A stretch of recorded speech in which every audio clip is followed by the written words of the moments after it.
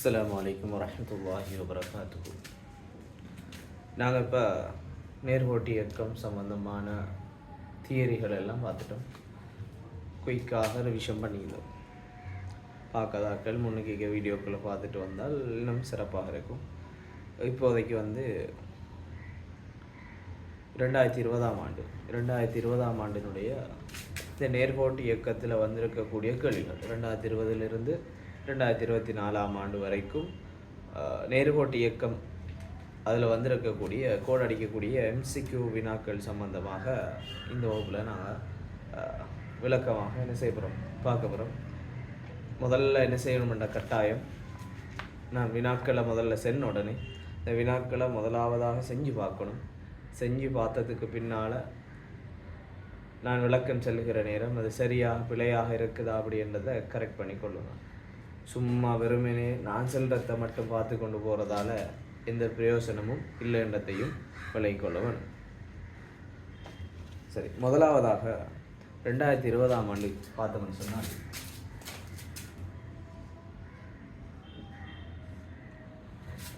இந்த 2020 ஆண்டு 8வது கேள்வி. 2020 ஆண்டு 8வது கேள்வி.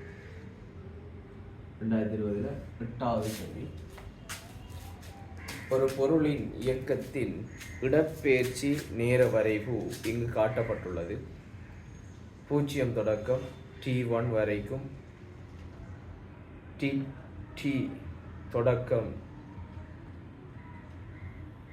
t2 வரைக்கும் உள்ள நேர ஆயனிகளின் பொருளின் இயக்க இயல்புகள் முறையே என்று கேட்டுக்கிறாங்க.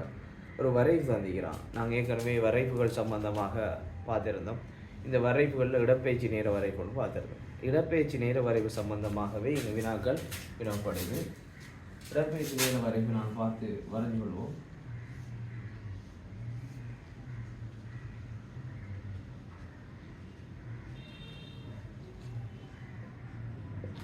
இடப்பெயர்ச்சிக்கு பதிலாக எஸ்என் போட்டிக்கிறேன்.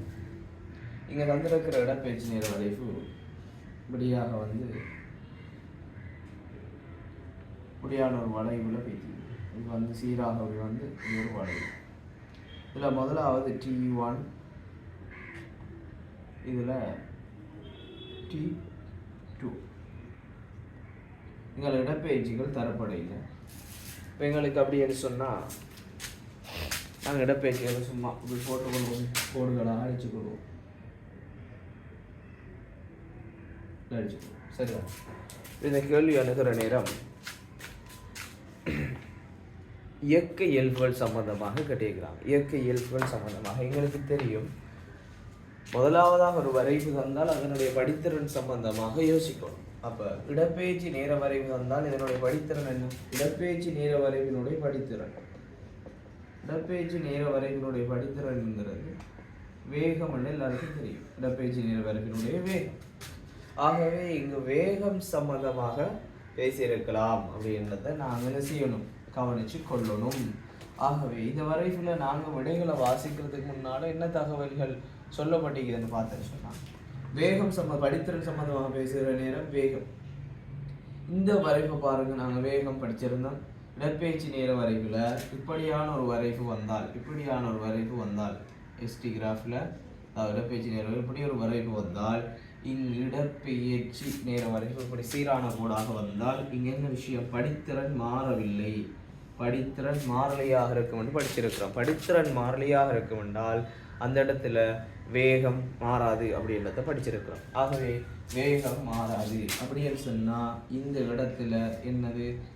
இதே வரைவுதான். வேகம் மாறலை என்றால் ஒரு வாகனம் சீரான வேகத்தில் பயணிச்சிருக்கலாம். சீரான வேகத்தோடு அவர் பயணிச்சிருக்க 20 ms சொன்னால் 20 ms பயணிச்சிருக்கலாம். t1 வரைக்கும், இந்த t1 என்ற நேர ஆயுடு வரைக்கும், t1 என்ற நேர ஆயுடை வரைக்கும் வேகம் மாறாமல் பயணிச்சிருக்கலாம். அப்போ முதலாவதாக சீரான வேகத்தோட அல்லது வேகம் மாறாமல் பயணிச்சிருக்கலாம். இதை வரைவை பார்ப்போம். ரெண்டாவது இந்த வரைவு t1 தொடக்கம் t2 என்ற ஆயுடைகளில் வரைவினுடைய நிலைப்பாட்டை பார்க்குற நேரம் நாங்கள் இடப்பெயர்ச்சி நிறைவேறவில்லை. இன்னொரு வரைவு படிச்சிருக்கிறோம்.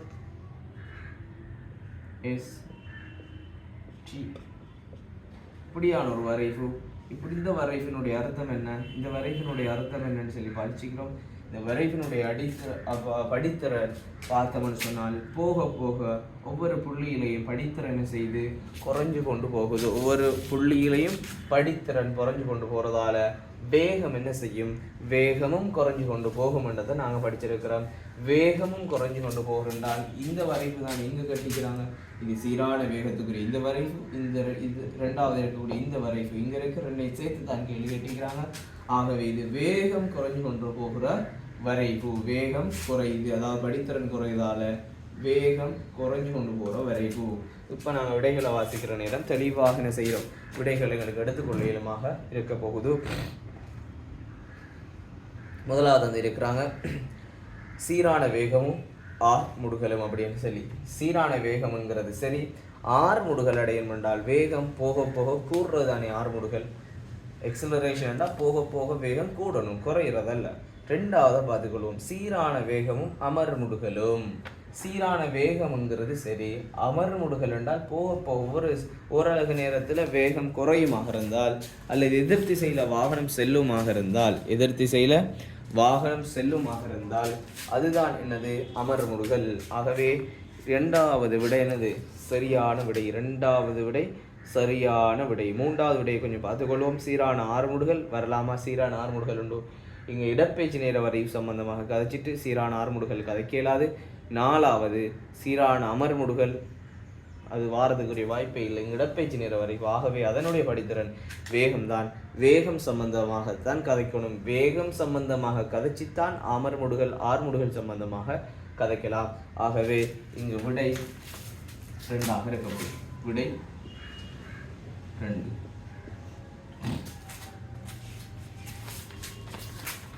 இன்னொரு வினாவாக 11வது வினா வினாப்பட்டு 2020ஆம் ஆண்டு 8வது வினாவும் 11வது வினாவும் வினாப்பட்டுகிறது.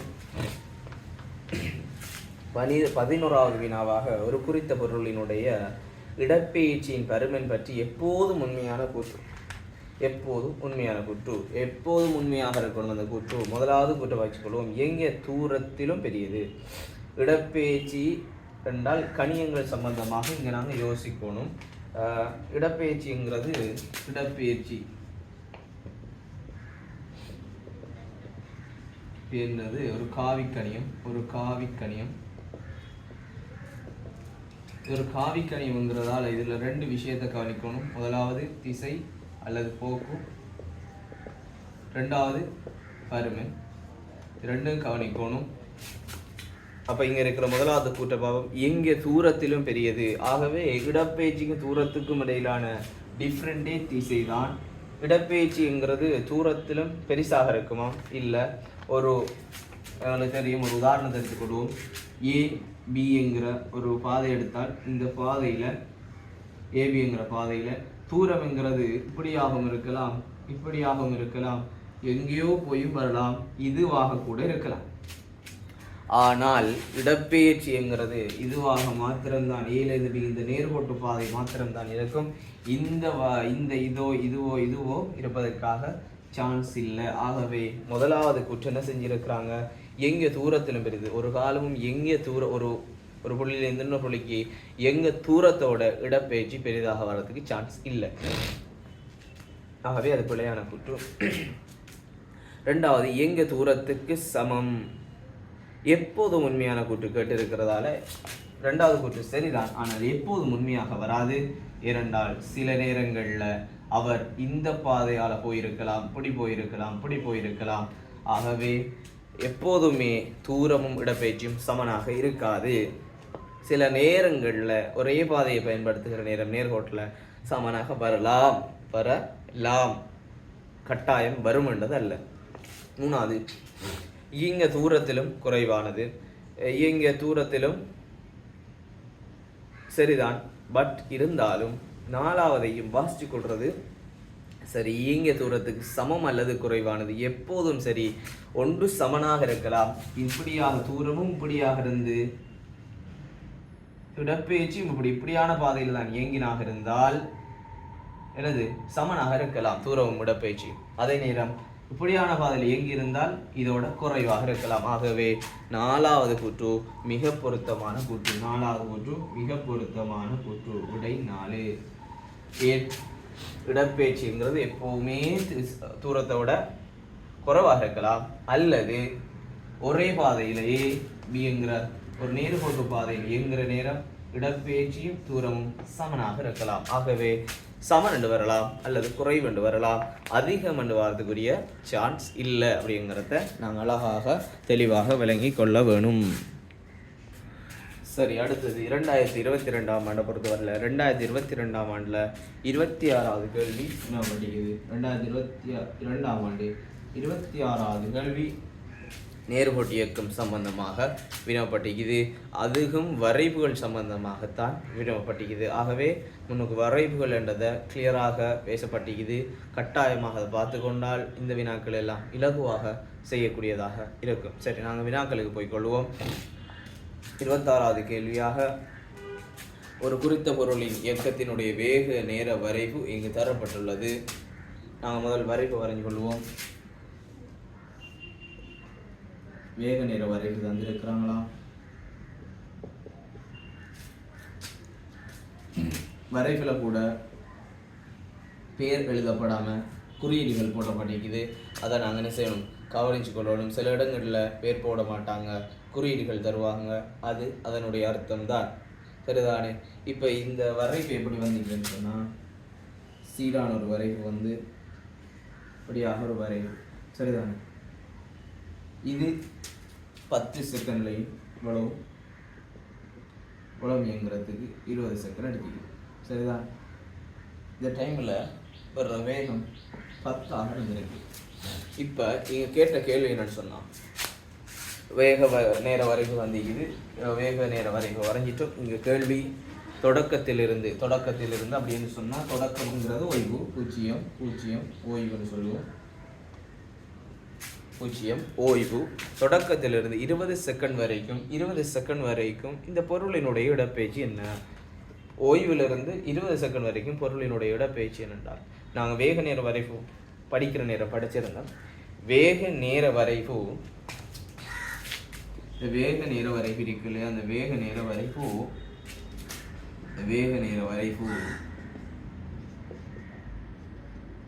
எக்ஸ் அச்சோட கிடையச்சோட அடைக்கக்கூடிய ஒரு பரப்பிற்கு தான் எப்படி ஒரு வேக நேர வரைவு இருந்தால், இது இந்த கிடையச்சு எக்ஸ் அச்சுன்னு சொல்லக்கூடிய இந்த அச்சோட அடைக்கக்கூடிய கிடைப்பரப்பு இந்த பரப்பு இடப்பெயர்ச்சியை தரும். இந்த பரப்பு என்ன தருகுது? இடப்பெயர்ச்சியை தருகுது அப்படின்னு சொல்லி நாங்கள் படிச்சிருந்தோம். இடப்பெயர்ச்சியை தரும். சரிதானே? வேக நேர வரைவு கிடையச்சோடு அடைக்கக்கூடிய பரப்பு இடப்பெயர்ச்சியை தரப்போகுது அப்படிங்கிறத படிச்சிருந்தோம். தெளிவாக அதை விளங்கிக் கொள்ளணும். ஆகவே இந்த கேள்வி நாங்கள் அணுகிற நேரம் ஓய்வில் இருந்து பார்த்தேன்னு சொன்னால், இதனுடைய மொத்த பரப்பை பார்க்குறேங்க.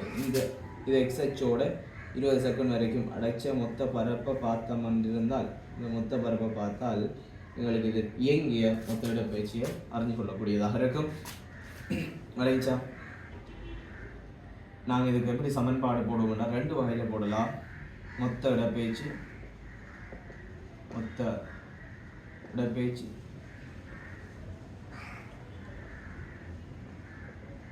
சமன்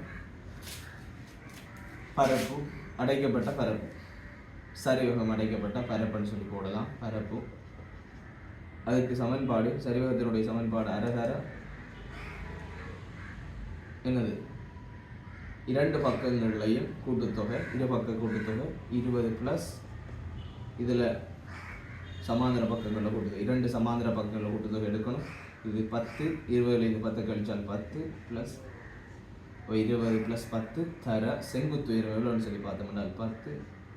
ஆகவே 10 வெட்டலாம், 2 10ஆல் பிரித்தால் 5 வருகிறது. எங்களுக்கு 30 தர 5 150 மீட்டர் அப்படிங்கிற விட எங்களுக்கு கிடைக்க போகுது. 150 மீட்டருங்கிற விட எங்களுக்கு 150 மீட்டருங்கிற விட 3ஆவதாக இருக்குது. ஆகவே இதனுடைய விட எத்தனை? 3ஆவது விட.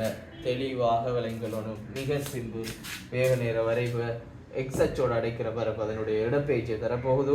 இதை நாங்கள் எப்படியும் செய்யலாம். இல்லாட்டி இந்த முக்கோணத்துக்கு அரை அடி தர செங்குத்தீரம் ஒன்று போட்டு இதை செவ்வகமாக கருதி செவ்வகத்துக்கு நீளம் தர அகலம் ஒன்று பெருக்கி மொத்தமாக கூட்டுவிட்டாலும் அதே 150 மீட்டர் தான் எங்களுக்கு கிடைக்க போகுது. சரிதானே? இப்போ நாங்கள் சரி அடுத்து 2023ஆம் ஆண்டு 2023ஆம் ஆண்டினுடைய உலகல் பற்றி 2024 நடந்துச்சு. ஓகே, 23ஆம் ஆண்டு வந்த ஒரு கேள்வி, இன்ட்ரெஸ்டான ஒரு கேள்வி. பூமி மீது உள்ள ஈர்ப்பினாலான ஆர்முடுகள் 10 ms-2 நாங்கள் படிச்சிருக்கிறோம். பூமி மீது உள்ள ஈர்ப்பினால் ஆர்முடுகள் 10 ms-2 சொல்லி படிச்சிருக்கிறோம். அப்படியாக இருந்தால் சந்திரன் மீது உள்ள பெருமானம் புவி மீது உள்ள பெருமானத்தில் 6ல் ஒரு மடங்காக இருக்குது. இதில் 6ல் ஒரு மடங்கு தான் சந்திரன்ல, இவரில் 6ல் ஒரு மடங்கு தான் சந்திரன்ல ஈர்ப்பினாலான சந்திரனுடைய இது புவியினுடைய புவியிர்ப்பினாலான ஆறுமுடுகள். சந்திரன்ல ஈர்ப்பினாலான சந்திரனினுடைய ஈர்ப்பினாலான ஆறுமுடுகள் சந்திரன் ஈர்ப்பு ஆறுமுடுகள்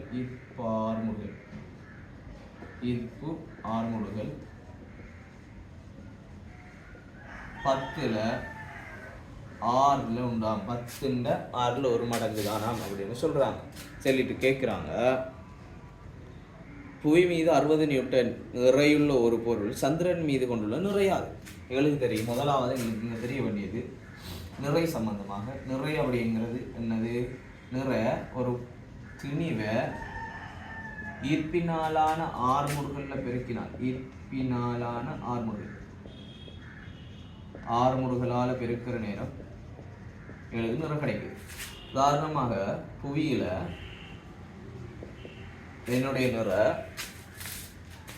200 ஒரு 70 கிலோகிராம் அல்லது 60 கிலோகிராம் என்று வச்சுக்கொண்டால், திணிவு என்று 60 கிலோகிராம் என்று வச்சுக்கொண்டால், இந்த புவியின் மீது நாங்கள் நிற்கிற புவி தானே, இந்த புவியின் மீது ஈர்ப்பினால் ஆறுமுடுகள் எவ்வளவு? 10 ms-2. ஆகவே அதை பெருக்கிற நேரம் 10 ms-2 பெருக்கிற நேரம் 600 நியூட்டன் நிறை கிடைக்க பிறகுது. அதுதான் இங்கே நிறை. அப்படியாக இருந்தால் சந்திரன் மீது உடைய நிறை என்ன? சந்திரன் மீது நிறை எவ்வளவு? 60 கிலோகிராம். திணிவு மாறாது, பட் ஈர்ப்பினால் ஆறுமுடுகள் மாறாது. அங்கே எவ்வளவாம்? ஈர்ப்பினால் ஆறுமுடுகள் 10ல் தர 1ல் 6, அதாவது 10ல் 6 பிரிச்சு ஒரு பங்கு தானாம் அங்கே ஈர்ப்பினாலான ஆறுமுடுகள். ஆகவே 6 இங்கே நாங்கள் இதை பிரித்தோம்னு சொன்னால் இது 60 6ஆல் பிரிக்கலாம். ஆகவே 10 முறை என்றால் 10 100 நியூட்டன் தான் வரப்போகுது. ஆகவே 100 நியூட்டன் வரப்போகுது. அப்போ விளங்கிட்டு தான் இந்த கேள்வி அணுகுமா? இந்த கேள்வி என்ன? 60 நியூட்டனாம் எங்க புவியின் மீது நிற 60 நியூட்டனாக இருந்தால் அவரது திணிவு எவ்வளோ இந்திக்கும்?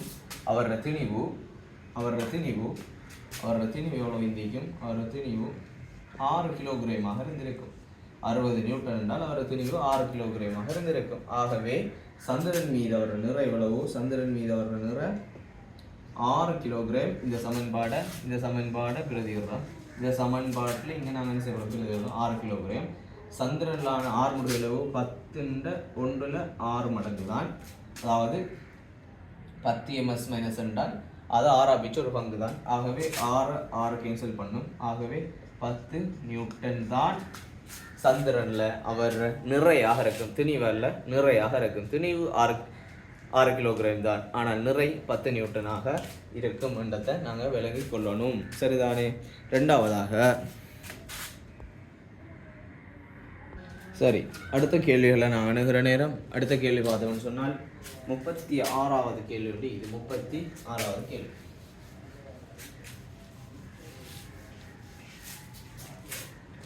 36வது கேள்வி ஒரு கூட்டுக்கேள்வி. அதிகம் வரைவு சம்பந்தமாக வரக்கூடிய ஒரு கேள்வி. நாங்கள் அதிகமாக பார்த்தோம்னு சொன்னால் வந்த கேள்விகள் அதிகமாக வரைவுகள் சம்பந்தமாகத்தான் வருகிறது. ஆகவே வரைவுகள் சம்பந்தமாக வேக நேர வரைவு, இடப்பெயர்ச்சி நேர வரைவு, ஆறுமுடுகள் நேர வரைவு இது சம்பந்தமாக தெளிவாக இருக்கணும் நாங்கள். சரிதானே? இப்போ 36வது கேள்வி, வேக நேர வரைவு பற்றிய பின்வரும் கூற்றுகளில் பொய்யான கூற்று எது அப்படின்னு சொல்லி. பொய்யான கூற்றுகள் வாசிக்கிற நேரம் ஒரு ட்ரிக் உண்டு. கீழுக்கு இருந்து வாசிக்கிறது 4 3 2 1 வாசிக்கிறது. நல்லம் பொதுவாக நல்லம், அது ஒரு ட்ரிக் மாதிரி தான். பொதுவாக நல்லம். 4வது கூட்டை வாசித்து கொள்வோம் அப்படின்னு சொன்னால், வரைவினுடைய படித்திறனில் இருந்து ஆறுமுடுகள் அமர்முடுகள் கிடைக்கும். 2022ஆம் ஆண்டும் 2022ஆம் ஆண்டும் நாங்கள் முந்தைய ஒரு வரைவு செஞ்சோம். அதில் நாங்கள் பார்த்துருந்தோம் 2020ஆம் ஆண்டு வரைவுலையும். வரைவில் இருந்து என்ன செய்யலாம், எங்களுக்கு வேகத்தை வச்சு, ஏன்டா இடப்பெயர்ச்சி நேர வரைக்கும் நாங்கள் வரைஞ்சி கொண்டு போவோம். இல்லை தெளிவடையும். இப்போ இடப்பெயர்ச்சி நேர வரைக்கும் வருது அல்லது வேக நேர வரைக்கும், வேக நேர வரைக்கும் கேட்டீங்க. வேகம் ms-1 நேரம் செகண்ட். இடப்பெயர்ச்சி வேக நேர வரைவினுடைய படித்திறன் என்ன தருகுது, ஆறுமுடுகளை தருகுது. படித்திறன் எங்களுக்கு என்ன தருகுது, ஆறுமுடுகளை தருகுது. சரிதானே? முதலாவது கேள்வி 4வது கூட்டு என்ன, வரைவினுடைய படித்திறன் தான் ஆறுமுடுகள் அமர்முடுகள் கிடைக்கும். ஆகவே 4வது கூட்டு சரியான கூட்டு தான், பிள்ளை இல்லை. 3வது கூட்டை பார்த்துக்கலாம். ஆறுமுடுகள் அமர்முடுகள் எடுக்கலாம் தானே படித்திறனை வச்சு.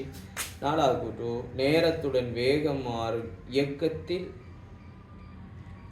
வரைவினுடைய படித்திறன் 0. நேரத்தோட வேகம் மாறுதா, நேரம் இந்த நேரத்தோட வேகத்தினுடைய அளவு மாறுமாக இருந்தால் படித்திறன் 0 கேட்டால் அது பிள்ளையான கூற்று. எப்படி படித்திறன் 0 படித்திறன் 0 என்றால் நேரத்துடன் வேகம் மாறாமல் இருக்கணும். வேகம் நேரத்தோட நேரம் மாறாமல் இருக்கணும். இப்படி இருக்கணும் வரைவில். இது வேகம் மாறல, நேரம் தான் போகுது. நேரம் 1 second 2 second 3 second 4 second time போய்த்துட்டிக்குது.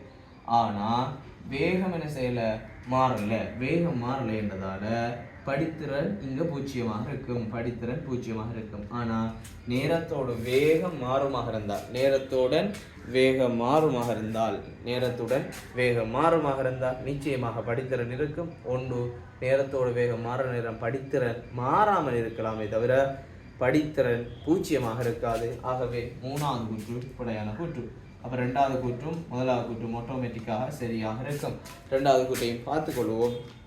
ஓய்விலிருந்து இயங்க தொடங்கும் பொருளுக்கான வரைவு உற்பத்தியிலிருந்து தொடங்குகிறது. நான் ஏற்கனவே சொன்னேன், ஓய்வில் இருந்தால் 0 தான் ஓய்வு. ஆகவே ஓய்வில் இருக்கிற நேரம் நாங்கள் இடப்பெயர்ச்சி எடுக்கிற நேரம் 0 எடுப்போம். ஆரம்பத்திலிருந்து உற்பத்தி என்று சொல்வது தான். இதுதான் கோடு ஸ்டார்ட் ஆகிற இந்த புள்ளி, அதை தான் உற்பத்தி அப்படின்னு சொல்லுவோம். இந்த புள்ளியை தான் உற்பத்தி. இந்த புள்ளியிலிருந்து நாங்கள் பரப்பளவு கூட எடுத்துக்கொள்கிறோம். சரிதானே? அப்போ அதை விளங்கிக் கொள்ளணும். 1வது கூட்டு வரைவில் உள்ளடக்கப்படும் பரப்பளவிலிருந்து பொருளோட பேச்சு கிடைக்கும். தெரியும் எங்களுக்கு வேக நேர வரைவு எக்ஸ் அச்சு அடைக்கக்கூடிய பரப்பு எங்களுக்கு இடப்பெயர்ச்சியை தருமுங்கிறது மிக தெளிவான ஒரு விஷயம். சரிதானே? அடுத்து வந்து 2024ஆம் ஆண்டு 2024ஆம் ஆண்டு அதாவது 2025ஆம் ஆண்டு தான் எக்ஸாம் நடந்தது. இதில் சிம்பிளான ஒரு கேள்வி. நாங்கள் ஃபஸ்ட்டு படித்த பார்க்காத பிள்ளைகள் கட்டாயம் பார்த்துக்கொள்ளுங்க. எண்ணிக்கணியம் காவிக்கணியம் கணியங்கள் சம்பந்தமாக கேட்டிருக்கிறாங்க. கேள்வி: பின்வரும் சோடிகளில் காவிக்கணிய சோடியானது, காவிக்கணியம் அப்படிங்கிறது தெரிஞ்சிருக்கணும். 1வது பாயிண்ட், காவிக்கணியத்தில் திசை அல்லது ஒரு போக்க குறிக்கணும். 2வது அதில் பருமன் இருக்கணும். 2மே இருந்தால் காவிக்கணியம். அப்படி பருமனை மட்டும் அவர் கொண்டிருக்குமாக இருந்தால் அதை எண்ணிக்கணியம் அப்படின்னு சொல்லுவோம். 1வது விசையும் திணிவும் தந்திருக்கிறாங்க. விசையை பொறுத்தவரையில் இது ஒரு காவிக்கணியம் தான், காவி தான். பட் திணிவை பொறுத்தவரையில் திணிவுக்கு பருமன் இருக்குது. எத்தனை கிலோகிராம் உண்டு நாங்கள் சென்றதில்ல. 4 கிலோகிராம் வடக்கை நோக்கி, 5 கிலோகிராம் தெற்கை நோக்கி வந்து திசையை போக்க குறிக்கிறோம்ல. ஆகவே அது ஒரு எண்ணிக்கணியம். ஆகவே 1வது கூற்று பிழையான கூற்று. 2வது பொறுத்தவரையில் அமுக்கமும் ஆறுமுடுகளும். அமுக்கத்தை பொறுத்தவரையில் உதாரணமாக நாங்கள் நம்ம அமுக்கம் படிச்சிருப்பீங்க, நாங்கள் என்ன படித்து கொடுக்கலான்னா, அமுக்கத்தை பொறுத்தவரையில் நாங்கள் எதிர்காலங்களில் அமுக்கம் சம்பந்தமாக மிக தெளிவாக படிவோம்.